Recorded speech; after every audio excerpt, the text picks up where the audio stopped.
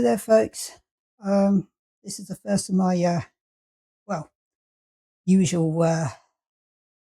vlogging videos since I'm obviously no longer living like Linus. So this is just the generic vlog format now.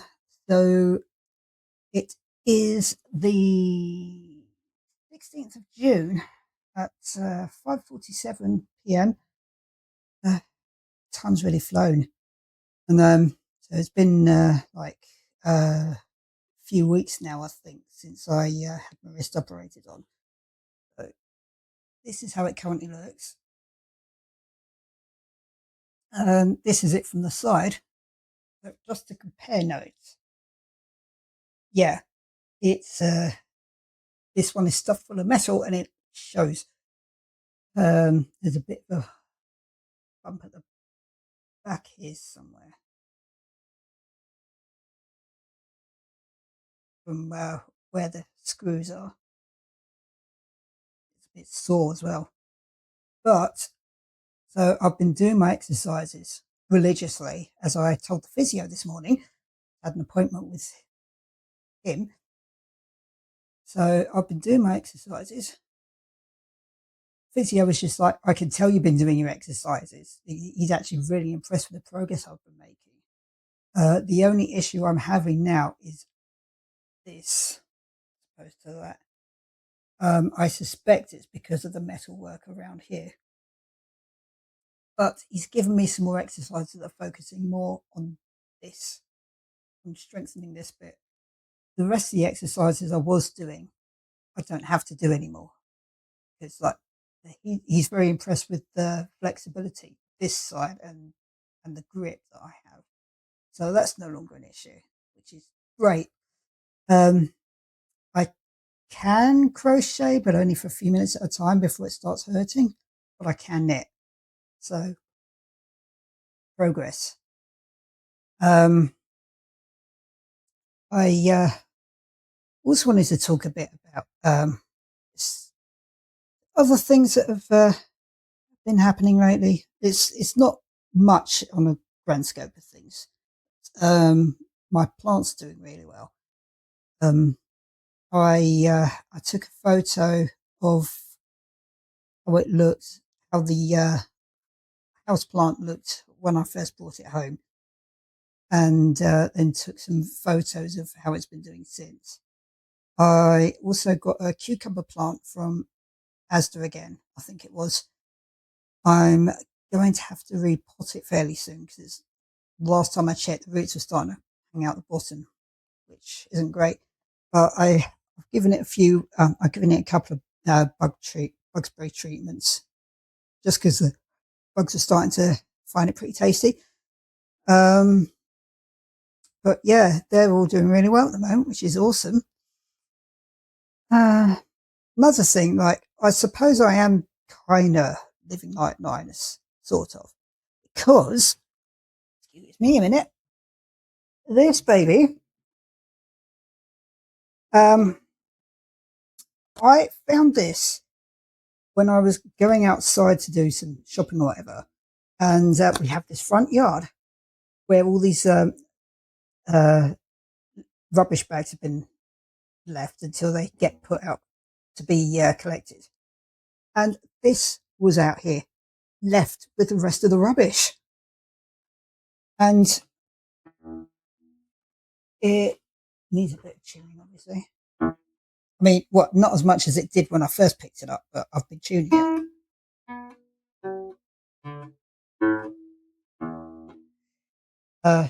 Probably needs a little bit of tuning. Well, it does every time I pick it up, like most guitars, really. But I mean, that probably needs a bit of WD-40 or something. I'm not sure. They do. They are quite loose. So I have to have a word with her. I have to bring it into a guitar shop and ask if I need to do much with it. But I mean, I looked up the kind of guitar, and this is an adult size but travel guitar, so it's actually nicely sanitized. Because the problem I was having with a full length guitar was like the whole moving my hands up and down. I probably will still have trouble with the whole frets and everything, but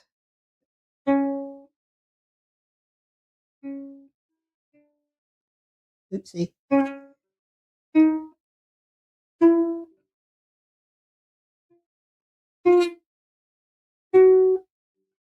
Yeah, I've been practicing this scale on it at the moment.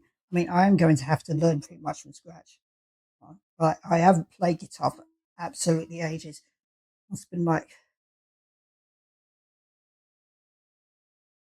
for 2 decades, I think, since I last picked up an instrument properly. I mean, I did get a melodeon when I was in my mid 30s, I think, when I was living in Swansea. But that's something else I fancy learning, maybe when I'm not living with neighbours and thin walls, you know.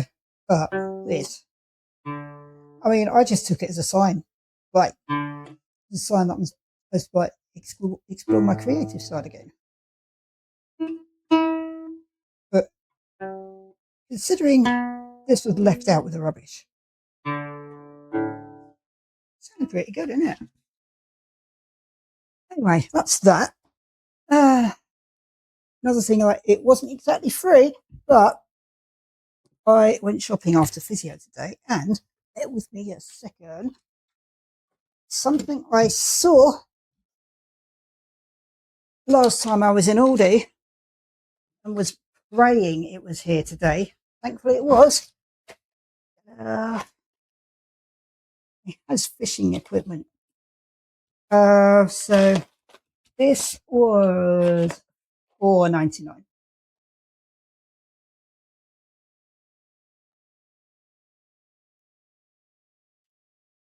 So that's my fishing net, like landing net, I guess. This baby cost $4.99.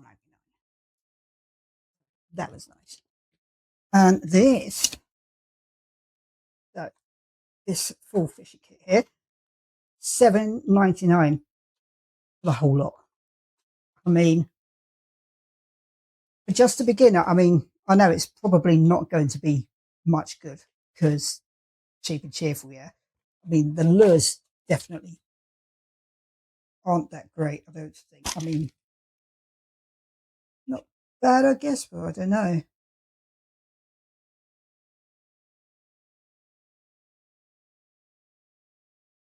That might, who knows? But I mean, I don't know how I'm gonna have to look up some fishing videos on how to fix the lure to the hook. But I'm guessing you thread it through like that.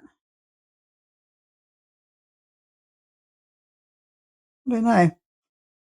It's, there's also at least these are barbless though. Right, that's the main thing.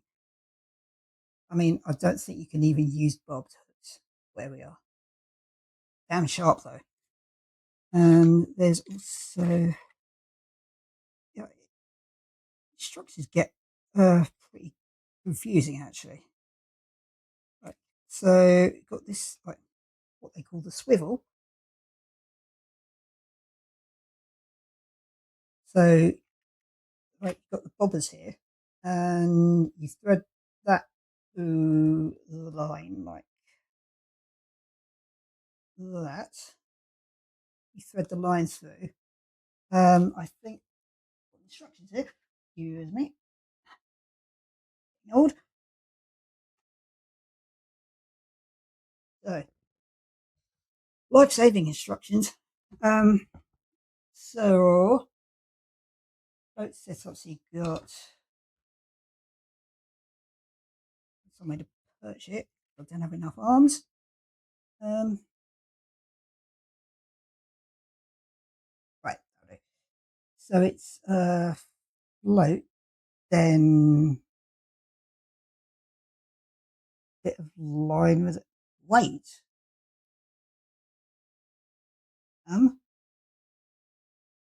unless that's a,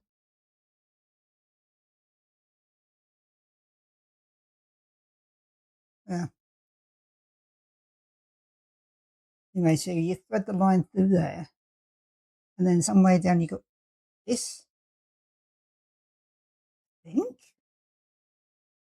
and then somewhere down there you got the hook.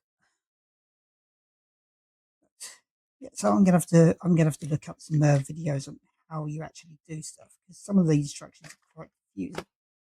However, others other bits of the instructions aren't so bad actually. So let's see. So putting the rod together, you got this. Whoops, excuse me. This breaks you again. So try and get this on camera because it comes in two parts like that. So you fix it. So yeah, I am being encouraged to use this as normally as possible. So that is what I am trying to do here. So line up holes like that. That's it. So you got this nice big thing, which is about roughly as tall as I am. Got the bail arm, I think they call it, and you've got the line going through here. And when you want to cast, you put your finger on the line like that, presumably to like loosen the tension. I don't know. Anyway, you hold it like that with the line, push that forward, tilt it up like that, then let go of the line, whee, push forward, and you spin from there. And pulling in a fish is another matter entirely. It's saying about loosening this drag knob thing like that. Ow. So loosen the tension, and then I'm guessing it is. I don't know. I'm gonna have to study more on that. But oopsie. But thankfully, the wheels on this side, which I can do with. Anyway, that's that. I've been practicing the knots it suggested for things like the hooks. That's my most successful one so far. Nice and tight. This isn't my house key, by the way. It was a spare that doesn't even work with this door. But yeah.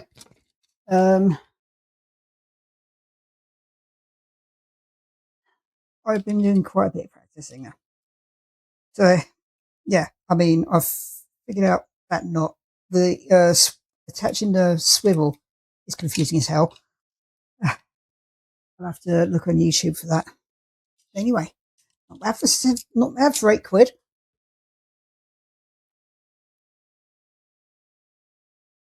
I don't know if it will help me with sea fishing, but I have a license and permit for fishing in the Garou in the River Garou.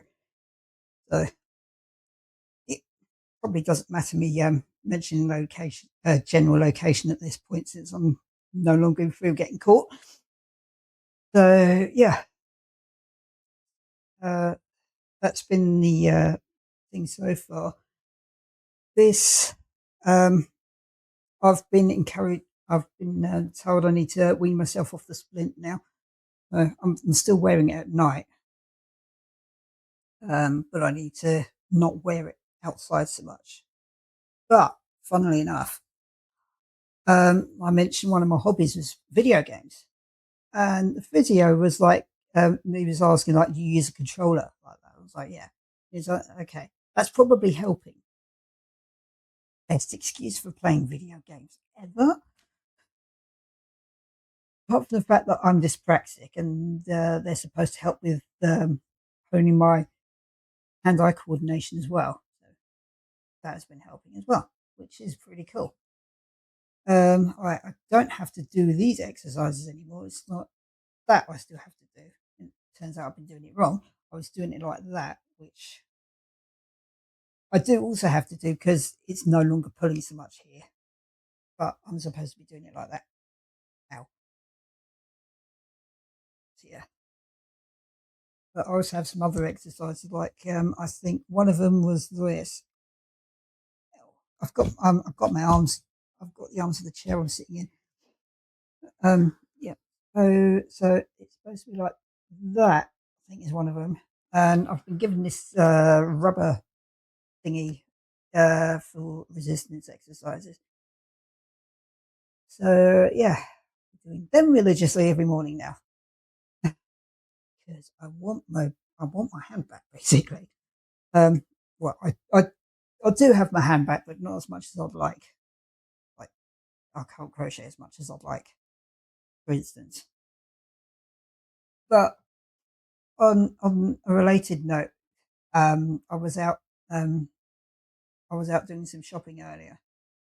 I desperately needed some food because money was I got my next bit of money in today. But this old lady asked me to help her get something. She explained that she'd had this operation on her arm, funnily enough, and she couldn't use her hand. So I was like, I rescued this bottle of lemonade for her, and I just looked at her and was like, "Oh, you too." So we ended up comparing notes. Like she also had a scar, bit like this. She had a quite a different experience than me, though. I won't go into too much detail. Obviously, I think she mentioned that they they have to cut up here, or that it might have been the blocking anaesthesia that I would have had my operation not been cancelled. Um, but yeah, she's experiencing some complications with the nerves in her hand, so she can't feel anything in her fingers, and she can't use it for stuff, which is pretty sad. But I don't know if age plays a part or whatever. I mean, she didn't go to the same one I did either. But yeah, turns out A, I'm pretty lucky. B, I still have the lizard genes. Um, it's been a thing, fortunately, considering how accident prone I've been, that I tend to heal from operations and broken bones or whatever pretty damn well, um, compared to other people. Like the physio was impressed at how well it was healing. So great. Um, so Father's Day has been and gone as well. So I did actually text a Happy Father's Day message, and we texted for a bit, and then my brother and I texted for a bit. I was asked what I wanted for my birthday, which is very nice. So been the first year I've had that actually. So um, I just who's apparently my niece is 13 now. Um, Last time I saw her, she was about 2 or 3. So yeah, that feels pretty weird. Uh, like it has been literally about 10 years or so since I last saw him. Feels pretty weird. Yeah, apparently she started learning to crochet last year or something. But I was asked if I wanted her to crochet me anything for my birthday. So I mentioned this amigurumi pattern that I was meaning to uh, work on. Like this amigurumi is basically a crochet term for like when you're crocheting plushies. I don't know why it's called that. It seems to be some Japanese term or something. But anyway, so there was a Spouser amigurumi that I was meaning to work on for ages, which I haven't yet. So they were like, "What do you fancy?" So I just like, "I'd like this, please." Um, Sent them the pattern that I was considering working on. My brother sent this other, more intricate pattern that she'd found online. and was considering doing. I was like, well, if she thinks she can do that, then go for it. But yeah, I'll be interested to see how that looks. But anyway, so he asked for the address to send it to. I told him, well, I'm in temporary accommodation, so by the time she's finished it, I may or may not still be here. So he's like, okay, leave it till nearer the time then. Although, here's the thing, I have since accepted now that I am probably going to be here for a while. I suspect it's going to be something more like 5 or so years until I get put into social housing, because applying for private renting a property is more like applying for a job. And yeah, this is like even including the I think. It's like I had one viewing with the landlord himself, actually, which makes a nice change because it's usually the letting agent. So it's a company called Open Rent. I don't know if it's a Wales only thing or not. I'm not sure. I don't think it is. But anyway, it's like the one decent letting agent I've actually come across, because they involve the landlord in the process. Like, you're actually messaging directly with the landlord, and he's the one who takes you around the property or lets you have a look and answers any questions, that sort of thing. So I actually met the landlord on this occasion, and we were having a good old rant afterwards about the state of things these days. And, he asked me if I had any other viewings, and I was like, I did have one, but it got cancelled. So, a nice chat. I thought it went pretty well, and I left like, please, please, please, let me get this one. Comes to the following week, and he's like, I've let it to another tenant. He tried to let me down gently by saying it was either them or you. Like, if they fail the checks, then I'll go to you. That doesn't help me at the moment, does it? Never mind. But yeah, that was the one chance I would probably have of getting somewhere to rent. Anywhere else, um, when I make an inquiry, I go straight off with, do you accept benefit claimants? For obvious reasons. Well, maybe not obvious, but I don't know what it's like wherever you live. But in UK, finding a landlord that accepts benefit claimants is is like a search for the Holy Grail. Most of the time, whenever I send inquiries out to letting agents, I either get ghosted or an automatic response, which may or may not be AI generated. I don't even know. With I say auto generated or such because it's clear they haven't.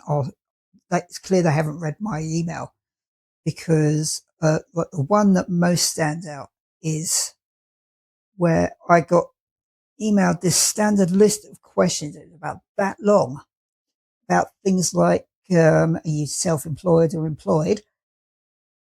No room for benefits. You have a guarantor, you're working full time, yada, yada, yada. And I'm just looking through there. I was like, I ain't got to open out, have I? But I forwarded that email in particular to the council that I'm working with this housing plan that's supposed to get me out of my homeless situation, because I am still technically homeless. It's like, this is designed to be temporary accommodation. So I forwarded this email to her, venting a little bit, like, how are people supposed to get out of homelessness when this is what we're faced with? And that is pretty much the state of things at the moment. Like, um, I ranted about this on the journaling videos, I think it was. But um, in towns and cities, especially, cities especially, I think they're more concerned with image. But there's all this like, you get things like hostile architecture where you got spikes under bridges or arms in the middle of park benches or something to stop homeless people sleeping there. All this thing about like moving people on if they're homeless, or this outdated vagrancy act um, that hasn't ever been revised. But you had this police crime and sentencing bill, which is more recent, which included more powers to policemen for moving people on if they're like, homeless or like. It's been mentioned that it's more. It seems to be targeted at the Roma travelling community, but it would affect anybody who's homeless, really. But so on that side, you've got that. On the other side, where you've got people like you've got companies like Shelter and the Wallets who are helping me. This is one of their places I'm staying in. So they're very helpful, to be fair. So you got that side of things where we at least have a roof over our heads, which fair enough, right? Except this is designed to be temporary, and you're supposed to be working with a support worker to try and get you into permanent accommodation. Then you have you're working with the counsellor as well, because like if you want help getting out of homelessness, you register as homeless with the council, and you then qualify for this help that they can offer. And they go through your situation and decide whether or not or how much help you're entitled to. And this personal housing plan that they drew up included actively looking for private rented accommodation, mainly, or rather solely, because it's there's just no social housing at the moment. Like the waiting list for me, even on a higher priority level, is still over 5 years long. Uh, when I was living in a tent and I was asking about temporary accommodation because I'd just broken my wrist, I was initially told there's no temporary accommodation available. I was very lucky to get this space. Extremely lucky, actually, because it's a nice area and it's a pretty decent place that I'm living in. Not like we all keep to ourselves and everything. Uh, it's nice and quiet at the moment, actually. The next door neighbour's out, but yeah, I mean, I have been very lucky with where I'm staying, just as well because trying to find somewhere permanent is it's just not going to happen anytime soon at this rate. No, it's crazy. I mean, you got on the one side the whole we need to get you into permanent accommodation. On the other side, there is no permanent accommodation unless you're working full time, you're professional, you don't have kids, you don't have pets, you're not claiming benefits, or you have a guarantor, or yada yada yada. Um, if you're homeless, if you got to the point where you're homeless, you're pretty much starting from scratch. Like you're probably home. Like speaking from experience here, like it's it's probably a given, and I can say this is true for me as well, that your credit score is bad enough that landlords wouldn't approve you unless you had a guarantor. Um, the fact that I'm in temporary accommodation and before that living in a tent is because I could no longer afford the rent just from universal credit. So that's the thing as well. The local housing allowance at the moment is what was it, about £400. Bit no, a bit higher than that. Is it 450 or it was something like that. It was something like that. No.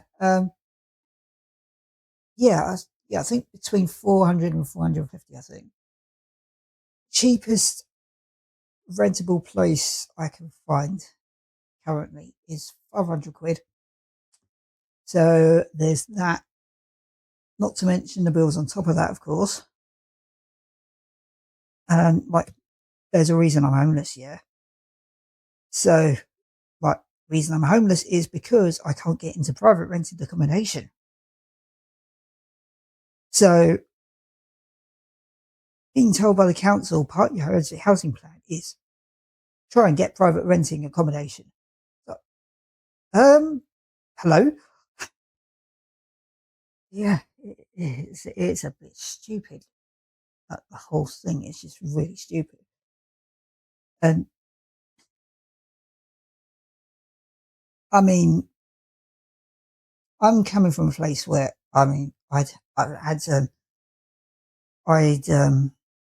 sympathise or at least empathise with homeless people while I did have a home. Well, the main reason being not just that I've met homeless people through like friends of mine when I was living in Leeds. He worked at a homeless shelter. I'll meet some people that way, but just the fact that I know people like if they can relate to people, they're more likely to help them or something like that.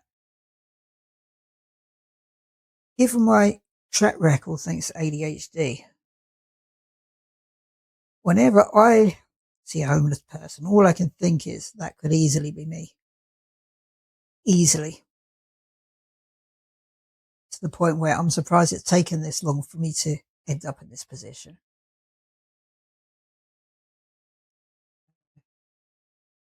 It's even worse now because not only am I in this position, it's that I'm experiencing firsthand just how hard it is to get from homeless into a home. Excuse me. Yeah, I'm a bit emotional again. Um, but I mean, the you get the stereotype with homelessness of drugs, alcohol, and that kind of thing. And to be fair, um,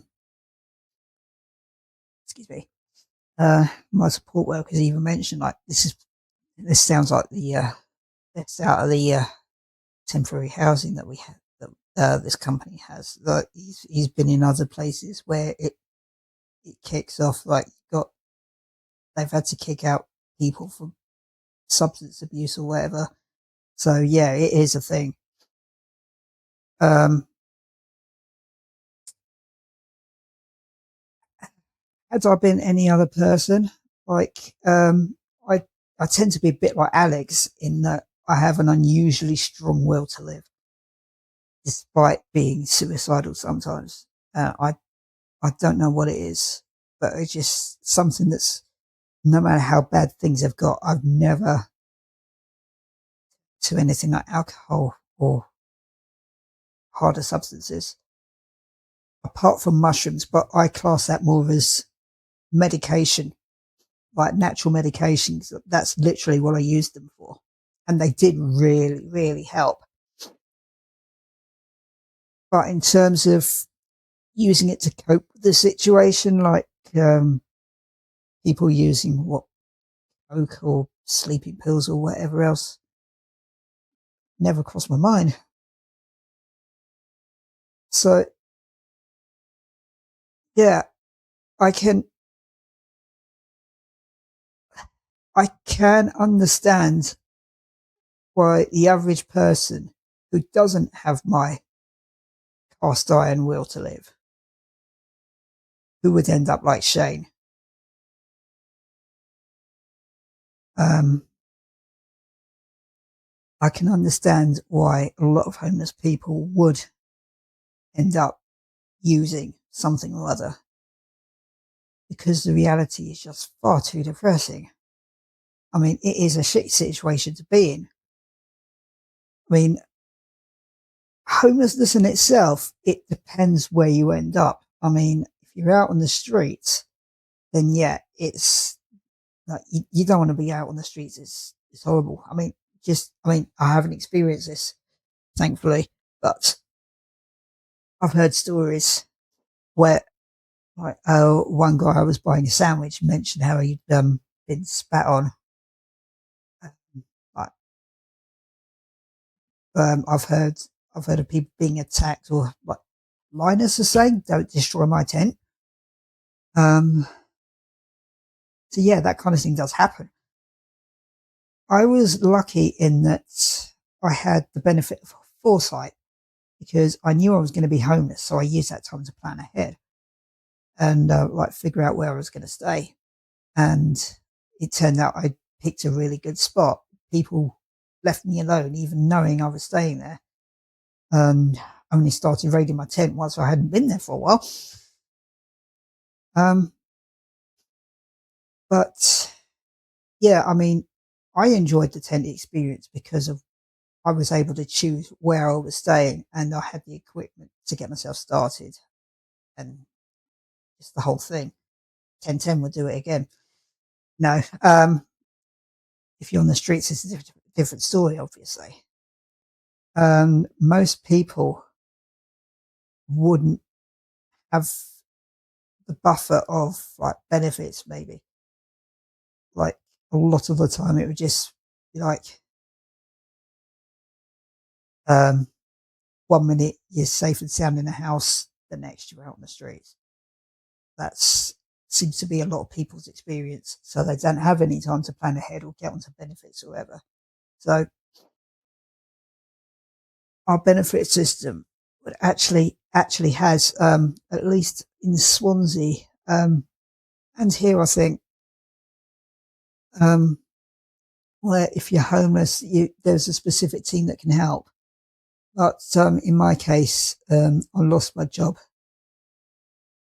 Um, uh, yeah, I lost my job in May last year, so I had to sign on. It took another 6 or so months before I lost my home. So I had a chance to get on benefits to join a gym while I had somewhere to live. So I have money coming in. I had money coming in while living in a tent. A lot of people don't have that. So there's that. Um, there's also the thing where, um, a lot of people are saying, well, I've seen and heard people saying, like, don't give homeless people money, buy them food or something. And they'll be complaining if, like, if they buy someone food and they get hostile. One reason I've seen for that, which is sad as hell to be honest, is apparently some people will buy homeless people food and tamper with it. What's wrong with people? You know? So yeah, I mean, just on that, I can understand why homeless people wouldn't accept food. Also, um, so there's also things like these, um, there seems to be this outdated belief that if you're homeless, you shouldn't have a mobile phone. Where, I mean, we're living in 2025 now, right? these are a necessity, not a luxury. I mean, just for me, it's my PDA.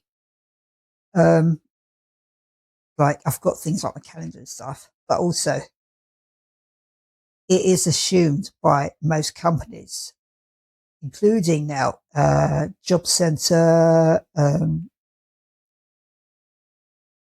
hostels or something like that. Say if you're trying to get a job, you know the old thing, just get a job. I wanted to slap people even before I ended up in this position. It's like, just like that, huh? You ever tried? Yeah, I mean, I know, especially with boomers, it was a lot easier to get work than it was even like 10, 20 years ago. But now I gather, I mean, I'm out of the job market now, but I hear it is absolutely appalling. It is ridiculously hard to get a job now, like even minimum wage retail or even cleaners. Back when I was looking for I think it might have been just browsing or when I was trying to find something else when I was still in work. But even with cleaners, you have to go through this ridiculous process. Like it is like you're applying for a professional position. And if you are applying for a professional position, the interviews get even worse. What? So interviews, the application process gets worse. And you got the CV to type out. 9 times out of 10, you expect to do a cover letter, which is basically just kissing ass and refer to CV and stuff. It's just there aren't enough vacancies for the amount of people looking for work. So it's like 100 or even 1,000 now people for every vacancy. Employers can afford to be picky. We can't afford them to be picky. So there's that side of it as well. On the other side, of course, you're expected to have a phone number and an email address for when you're trying to get somewhere or even just trying to get off the streets. So yeah, these are essential. Also, these cost money. You can't pay your mobile bill with food. So yeah, give them money. But, I mean, even if it is going to cigarettes or alcohol, or whatever. Sorry, solid. But if they're going to spend it on alcohol, then they're going to spend it on alcohol. You know, you can't tell them how to spend their money. It's just like they're not kids. No, say they're not kids. We're not kids. Like I'd only give you this if you're going to go pay it for food or whatever. It might not be for food. They might need to top up their credit, or if they're lucky enough to get on a rolling monthly thing like I am with Smarty or Gift Gaff or something like that. It's still money coming out every month that you have to pay. And if you don't have any credit, or if you can't make phone calls, you're screwed. And there are only a few places where I think the Woolwich is the Woolwich is one of them. There's also one or two other things, at least in Bridgend area, where you can go in and like you have use of showers and food and not food, showers and laundry services and making phone calls if you have to. I mean, even this temporary place, there's a phone downstairs specifically for if you've got no credit on your phone. But in the main, yeah. I mean, we do still have phone boxes for if you do run out of credit, but you still have to pay to use them. So yeah,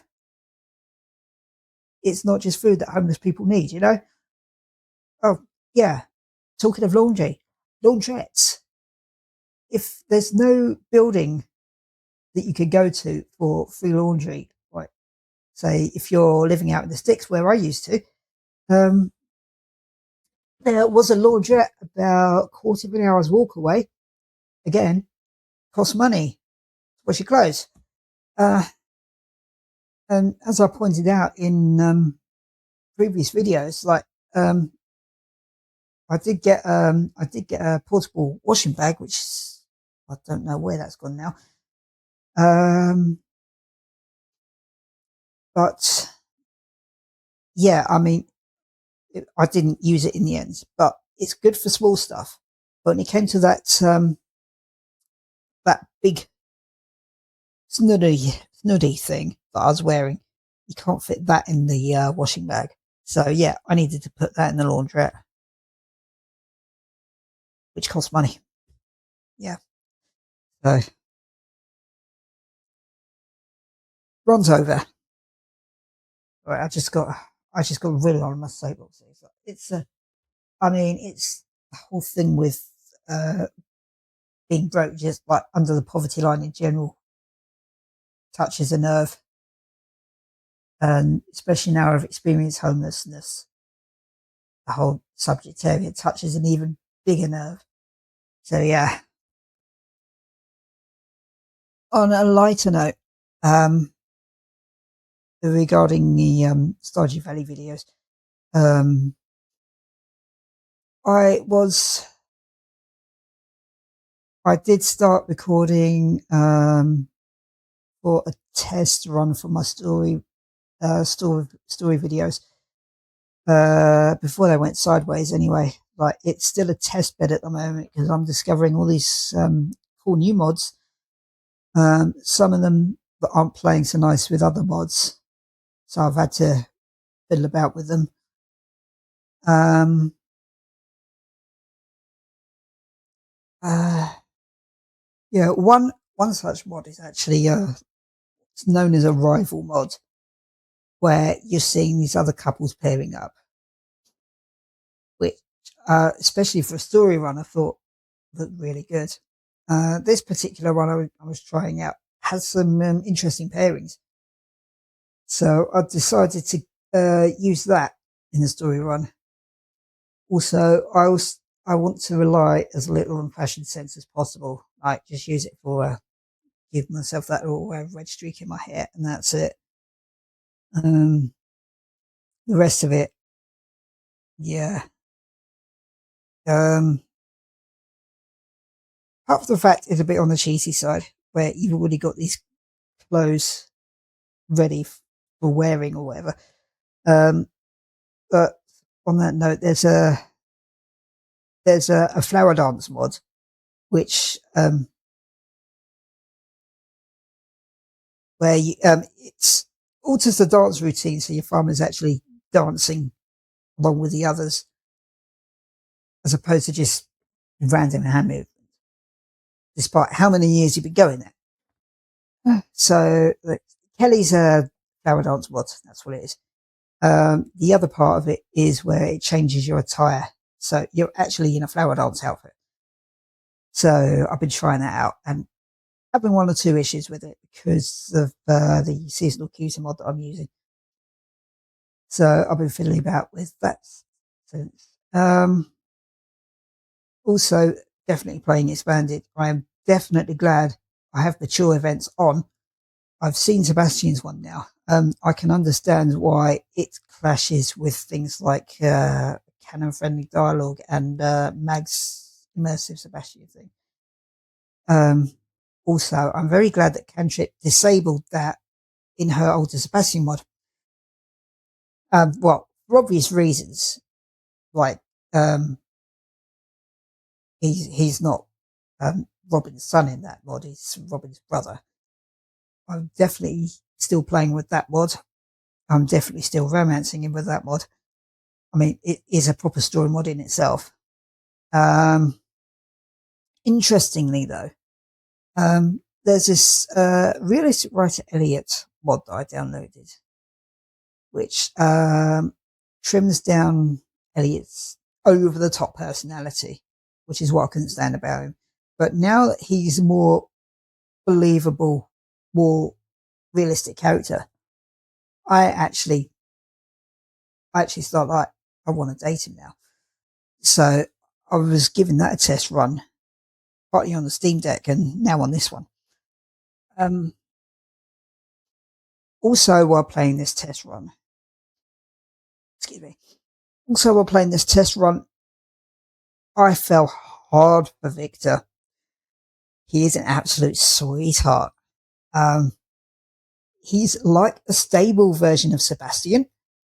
Like when I say stable, I mean like he's happy where he is. He knows what he wants to do with his life. Like he has a sense of direction. Like he has his aspirations he wants to go for, and like he's confident enough to pursue them. Also, he's a bit like Sebastian crossed with Penny. He's very much a bookworm. He's also a walking encyclopedia. I mean, like, I loved talking to him, like just at low to medium hearts, where he'd just give you random trivia from what he'd been reading, which is pretty cool, pretty useful as well, actually. But apparently, Vanilla Victor, well, I say Vanilla Victor, I mean expanded is a mod in itself, but Vanilla expanded Victor is apparently the only character who doesn't develop a crush on the farmer after about 6 hearts, and it's apparently pretty dry after marriage. I don't know. I haven't. I mean, I can try it out on the Steam Deck just to compare notes. But there's this Victor Romance mod to fix that issue. So I've been playing with that. And oh my god, he's lovely. He's such a. Yeah. He, it's quite interesting that I found I've not been so interested in dating Shane anymore, even modded Shane. But I still do want to do that because just to show that side of him. And I do I am partial to men who are big softies. Victor certainly is. Sebastian is once he warms up to you. But I'd say Victor is like a more outgoing version of Sebastian. They're both big maths wizards, but while Sebastian is more reclusive, Victor is more friendly and wants to hang out with you more, even at middle range hearts, that kind of thing. But yeah, so there's that, and dating Elliot. So it's a lot of this is like trying to figure out a direction I want to take for my story run. I won't include Victor in the story run because my farmer being self-insert and my self-insert myself here, like I'm mid-40s. The older bachelors, including older Sebastian, this is, are around mid-30s, like early mid-30s. So not as bad as an age gap as it would be with Vanilla Seb, and especially with Victor. I mean, you can date his mum. She's probably like mid to late 30s. So Victor is probably like early to maybe mid 20s, which, as much as I love the guy, me being mid 40s, nah, it would be like dating my son, you know, like any of the younger bachelors. Like, I think Seb is probably the oldest of the younger ones, but any of those guys, it would be like dating my son. It just, no, absolutely not. Could not. So, yeah. So when it comes to story run and I'm playing as more my age, um, Victor is out of the question for that reason. So it would be definitely Seb. Um, that at this point, story run is more like, I suppose, partly a form of therapy. I don't know. The thing I had for a long time, and is why I have a soft spot for Shane actually, is that I wanted to be the kind of person I needed when I was growing up, when I was in his shoes. And that's one of the reasons that got me so obsessed with this game, especially lately. The other part of it is just having that spot of land and being able to grow your own food is goals. It's not something I'm going to achieve anytime soon.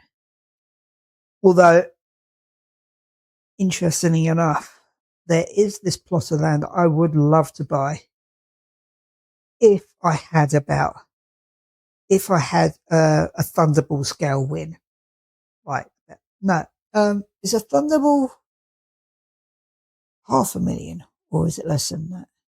500,000, 250,000, or maybe less. I don't know.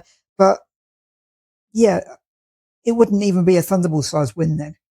But you get the picture. Like, I know I've been talking about things to do in my inheritance. My inheritance wouldn't cover that at all. Like, maybe like a tiny little portion of it. Well, I have one last debt to pay off, which is a credit card. That will knock a few thousand off it. So I was considering getting a boob job with what was left over.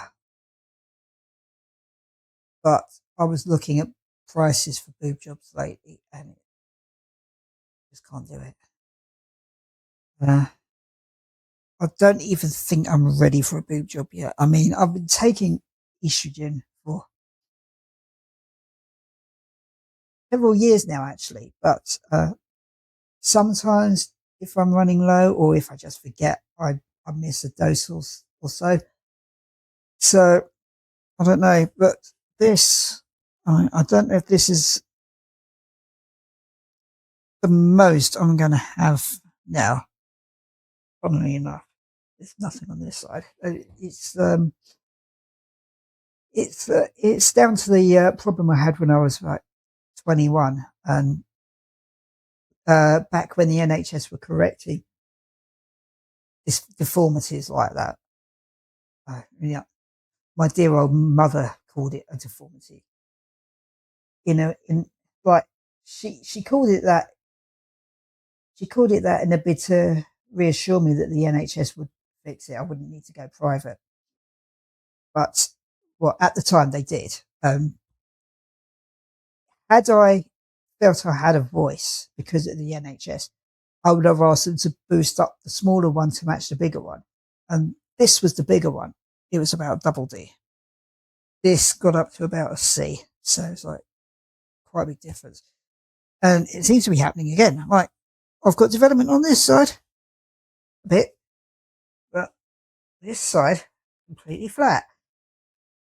So yeah, I don't know what's going to happen now with the boob job.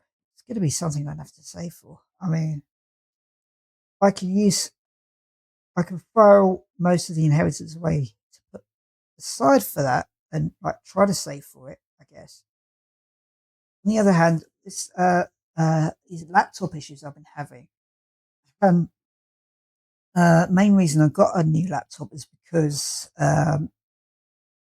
that one ran Windows 11, and because support for Windows 10 runs out at the end of October this year. And my old laptop, which I'm now using,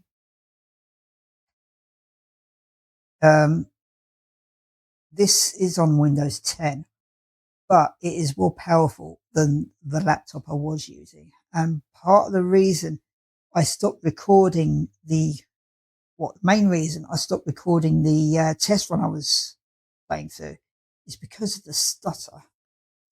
Even when I upgraded the RAM to 32, it was still stuttering enough for it to be unplayable, especially with fishing. Fishing was a nightmare. The graphics card on that is 4G. The one on this is 8, and it runs a lot smoother. So yeah, I'm back to this laptop. And it's not portable like the old one was. So, that old laptop with the broken screen, Uh, yeah, it, when the screen was working, it got a lot of use when I was in the tent. It's nice and portable. Whereas this thing is a 17-inch and it's quite a beast to lug around. So this is going to be more like a workstation, like a portable workstation. I have a portable monitor that I was using when the screen on my old laptop broke. I was using these little clips to hold to pin the portable monitor to the screen. So I did have a kind of makeshift working screen there. Um, I'm now using it as a second screen, which like so you see me looking over there sometimes. I can show you actually because it's portable. Here it is. This is my wallpaper.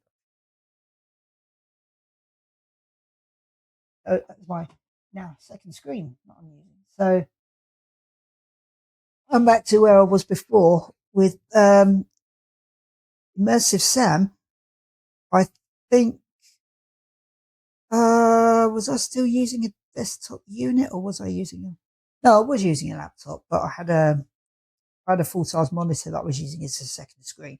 But gonna be it's gonna be a similar thing to that again. So second screen that I can use to have notes on like wiki, vanilla and expanded wiki. Cause yeah, I still haven't met Lance yet, by the way. Um, but yeah, so that's pretty cool. Also, I don't know if you can tell, the quality of the webcam is hopefully better.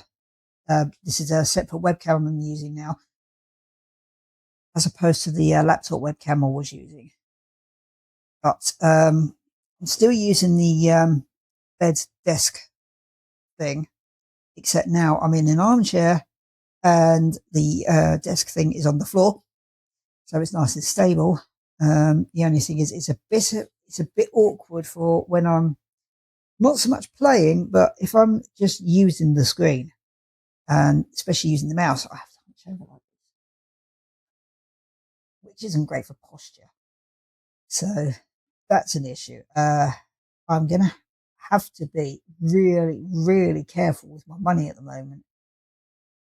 Like, stop buying myself things like desks, uh, uh, more reasonable, proper proper height desk is like 20 or so quid, which I don't have at the moment. Um, I had to do some food shopping today. I was seriously running low on food.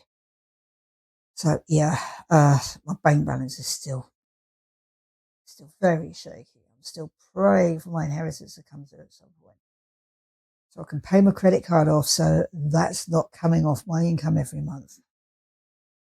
That is like about 90 quid a month. I could really use back in my account right now. Um, I'm also still paying vehicle tax, so I'm going to have to kill that. And just explain to them, I do not own my car anymore. So there's that I have to take care of. Even with that, I should be better off. But still, I have 90 quid coming off my bank account every month at the moment. I mean, I know I got my fishing rod and my net this morning. I snapped those up because they were there. And with the middle aisle of Aldi, which is where I got them from, I don't know if you're familiar with this shop, but as they like to remind you, once they're gone, they're gone. And I saw the fishing rods and stuff there last time, but I couldn't afford it. So this time when I had my money coming in, I was like, please still be there. Please still be there. Yes, yoink. So yeah, I snapped them up and the fishing rod was only 8 quid. The net was only a fiver. So yeah, that's fine. Things like buying better desks for myself, on the other hand, uh, as much as it's going to kill my shoulders, I'm going to have to wait for that. But I mean, I have something that works at the moment. That's the important thing. Um, oh, something I keep forgetting to mention. No, there's incontinence issues I mentioned towards the beginning of the Living Like Linus series. It turns out that and the night sweats I mentioned, where I found that there's a side effect of the venlafaxine. I don't know why I'm only experiencing them now, or maybe it's because when I started it, my mind was shot to pieces, and now I'm starting to recover. But I mean, the one part of the issues I've been experiencing definitely are down to surgery complications. The bladder control, on the other hand, believe it or not, then the vaccine side effects.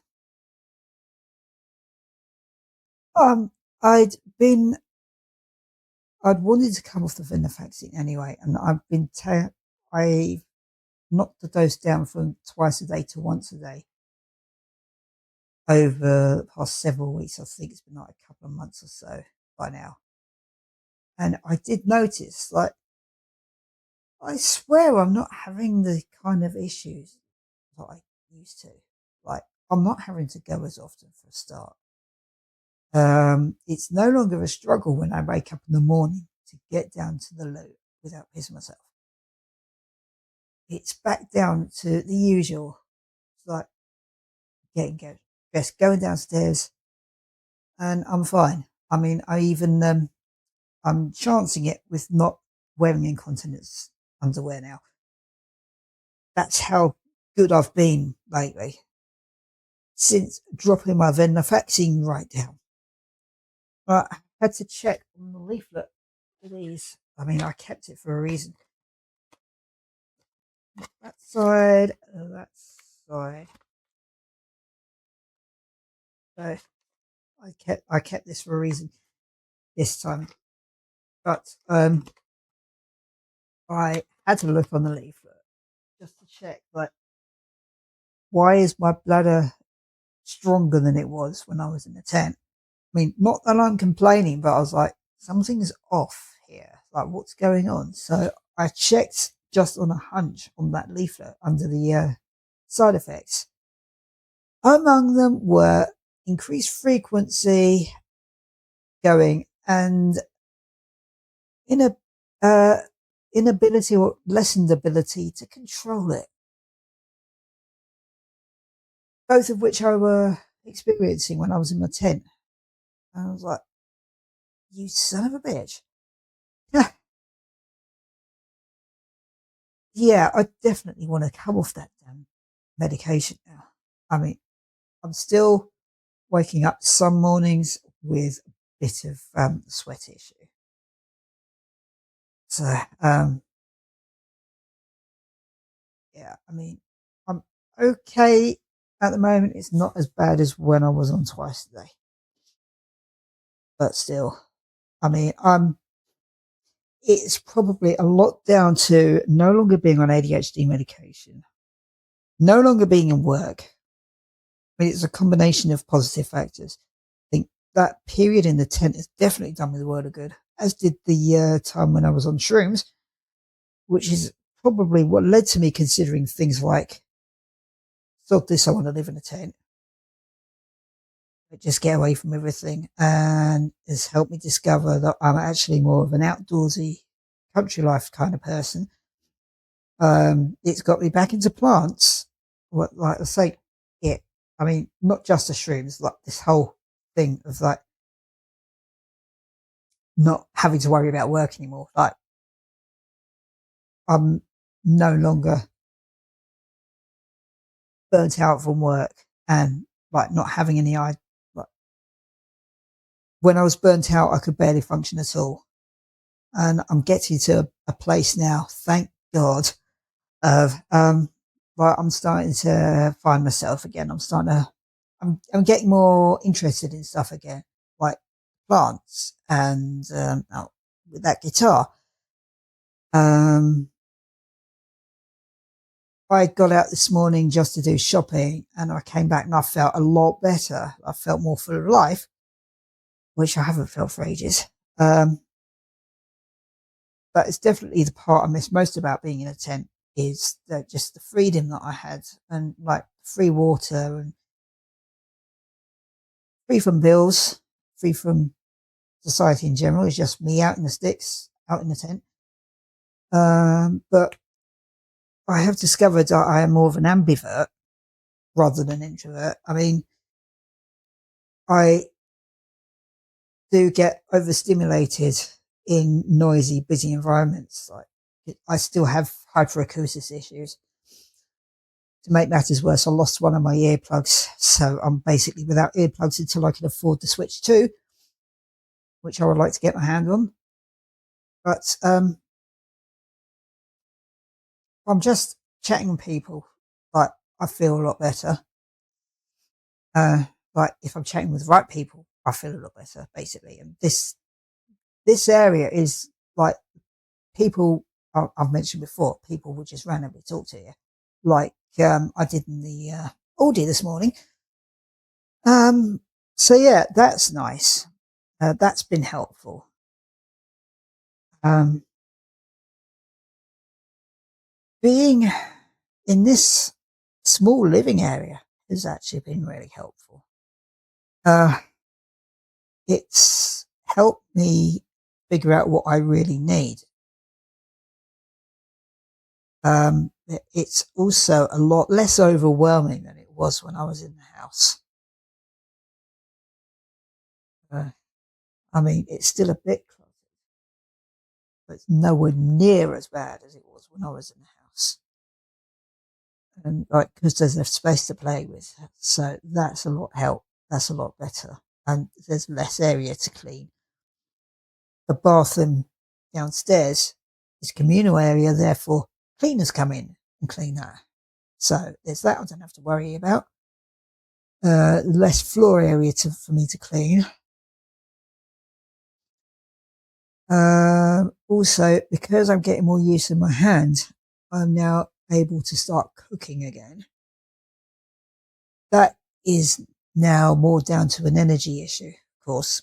Although, I mean, I usually use my left hand to cut.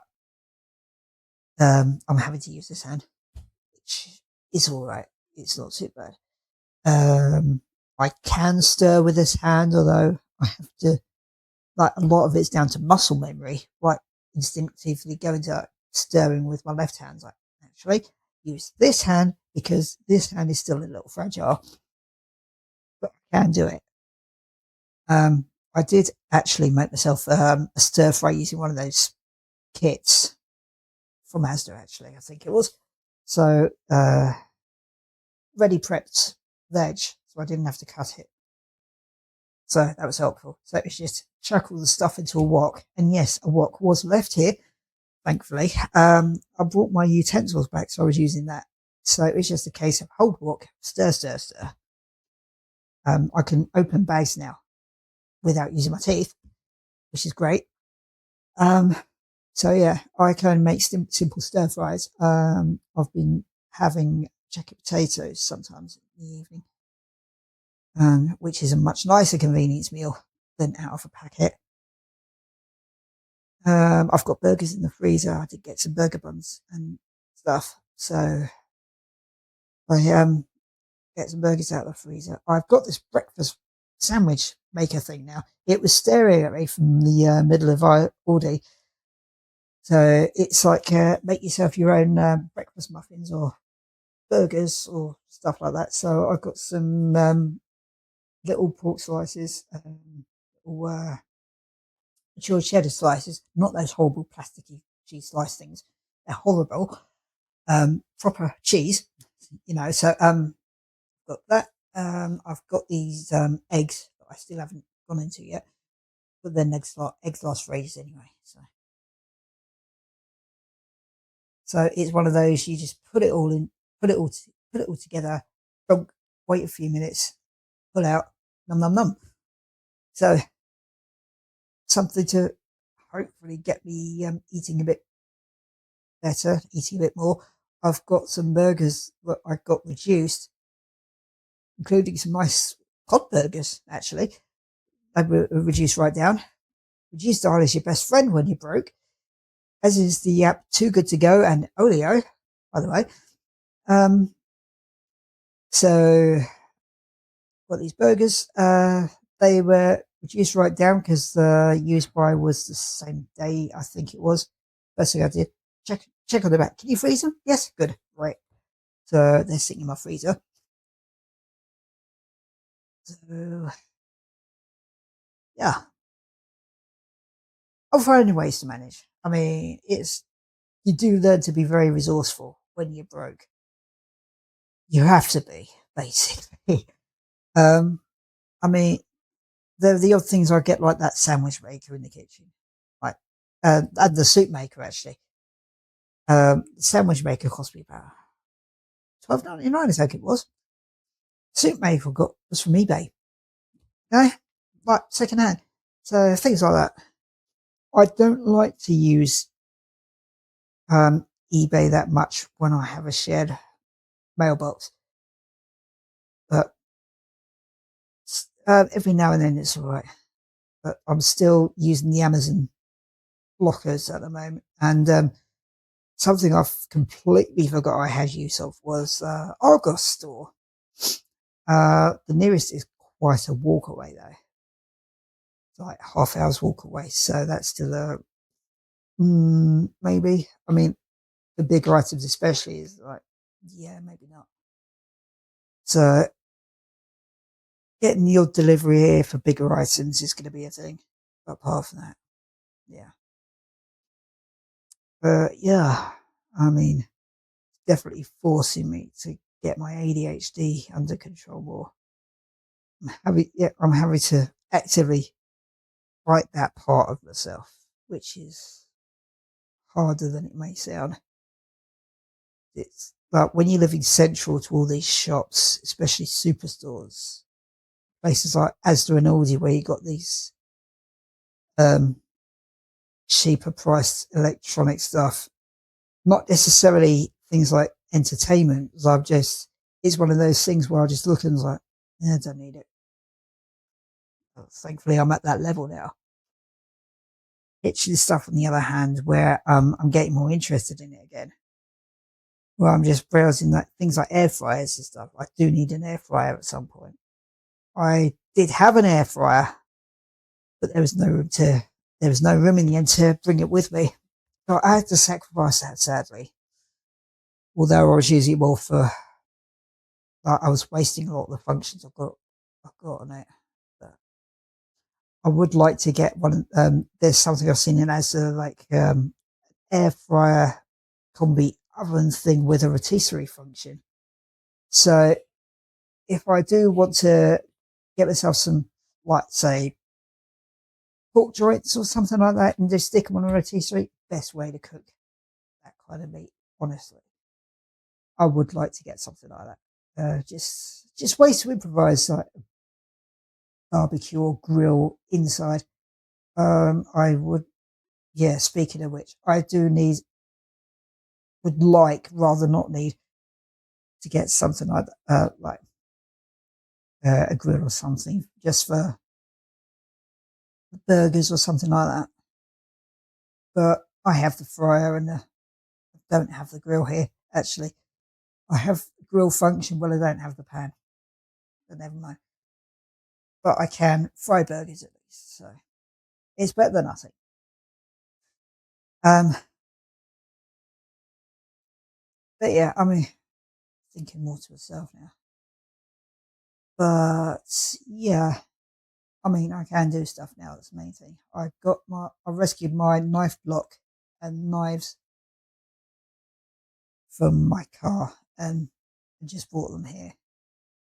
And that and a bit of other stuff like the soup maker, for instance. But yeah, I'm getting there. I'm getting more interested in stuff that I used to, and finding more things to be interested in, like fishing, for instance. Getting back into guitar is a thing as well. been quite interesting, actually. It's like it's kind of self-discovery journey, I guess. Strange. But anyway, I've rambled quite enough, I think, for this video. So I will leave it there. We'll catch you later.